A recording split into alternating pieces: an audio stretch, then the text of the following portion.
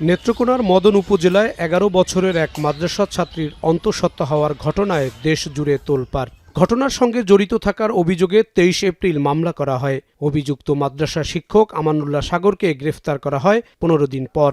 এর আগে সামাজিক যোগাযোগ মাধ্যমে নিজেকে নির্দোষ দাবি করে ওই শিক্ষক। মামলা সূত্রে জানা যায়, গেল বছরের ২রা নভেম্বর মাদ্রাসা ছুটি হলে ভয় দেখিয়ে ১১ বছরের শিশুকে ধর্ষণ করা হয়। কাউকে বললে মেরে ফেলার হুমকি দেয়া হয়। এভাবে একাধিকবার ধর্ষণ করে ওই মাদ্রাসা শিক্ষক। পরে মেয়েটি অন্তঃসত্ত্বা হয়ে পড়লে ঘটনা জানাজানি হয়। ধৃত শিক্ষক শিশুটিকে তার কক্ষে ডেকে নিয়ে জোরপূর্বক তার ইচ্ছার বিরুদ্ধে ধর্ষণ করে বলে বাদী অভিযোগে উল্লেখ করেন। এর আগে ২০১৯ সালে নারায়ণগঞ্জের সিদ্ধিরগঞ্জে এক বেসরকারি বিদ্যালয়ের শিক্ষকের বিরুদ্ধে একাধিক শিক্ষার্থীকে ধর্ষণের অভিযোগ ওঠে। পরে র্যাবের হাতে আটক হন ওই শিক্ষক। আর এই ঘটনার সূত্র ধরে নারায়ণগঞ্জের ফতুল্লার বায়তুল হুদা ক্যাডেট মাদ্রাসার প্রধান শিক্ষক মাওলানা আলামিনকে গ্রেফতার করে র্যাব। তার বিরুদ্ধে একাধিক শিশু শিক্ষার্থীকে ধর্ষণ ও যৌন নির্যাতনের অভিযোগ পাওয়া যায়। ধর্ষণ ছাড়াও ছেলে শিক্ষার্থীদের মাদ্রাসায় বলাৎকারের অভিযোগ রয়েছে। ২০২৫ সালের ৯ সেপ্টেম্বর বলাৎকারের অভিযোগে পুলিশের হাতে আটক হয় মাদ্রাসা শিক্ষক আব্দুল মুন্নাফ। বিশ্লেষকরা বলছেন, শিক্ষা প্রতিষ্ঠানে যৌন নিপীড়নের শিকার ৯০% শিক্ষার্থী নানা ভয়ের কারণে অভিযোগ করেন না। সমাজ বিশ্লেষকরা মনে করেন, শিক্ষাদান পদ্ধতি অভিভাবকদের শক্ত অবস্থানেই পারে শিক্ষার্থীদের যৌন নিপীড়নের হাত থেকে রক্ষা করতে। অনেক ক্ষেত্রেই আমরা ধর্মীয়ভাবে অসম্ভব রকমের সচেতন, কিন্তু নৈতিকভাবে ঠিক ততটাই অসচেতন।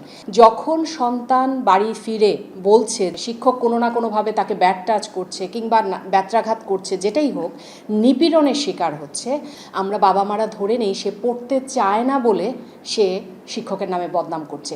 এই ধারণা থেকে বের হতে হবে। বাচ্চারা যখন নিপীড়নের কথা বলছে তখন বাবা মাকে সেটা আমলে নিতে হবে।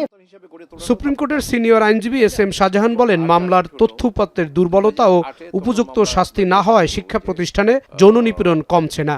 সামগ্রিকভাবে যেগুলো হচ্ছে এগুলো আসলে খুবই ঘৃণ্য অপরাধ। আমি মনে করি যে এটাকে ধামাচাপা না দিয়ে এটা এক্সাম্পলারি একটা পানিশমেন্ট যদি ২-১টার হয়, এটা একটা ইনস্টেন্স হলে এটা আরও 10টা ক্ষেত্রে এটার সুফল আমরা পাবো। সামাজিক অবস্থান থেকে বিচার করবেন না, যার সাথে বিচার করবেন এভিডেন্সের আলোকে।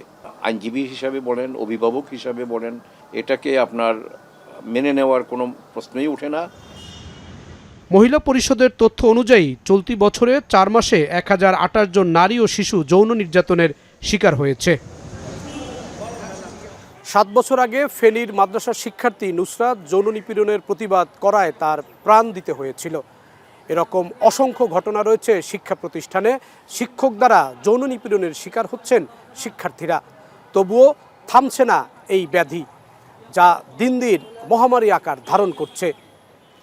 বিশেষজ্ঞরা বলছেন, আইনের সঠিক প্রয়োগ এবং কঠোর শাস্তি দেওয়া হলে শিক্ষা প্রতিষ্ঠানের শিক্ষা ব্যবস্থারও কিছুটা পরিবর্তনের মাধ্যমে এ ধরনের যৌন নিপীড়ন এবং শিক্ষার্থীদের নানান ধরনের নিপীড়ন থেকে মুক্তি দেওয়া সম্ভব হতে পারে। জাহিদ হাসান, এখন, ঢাকা।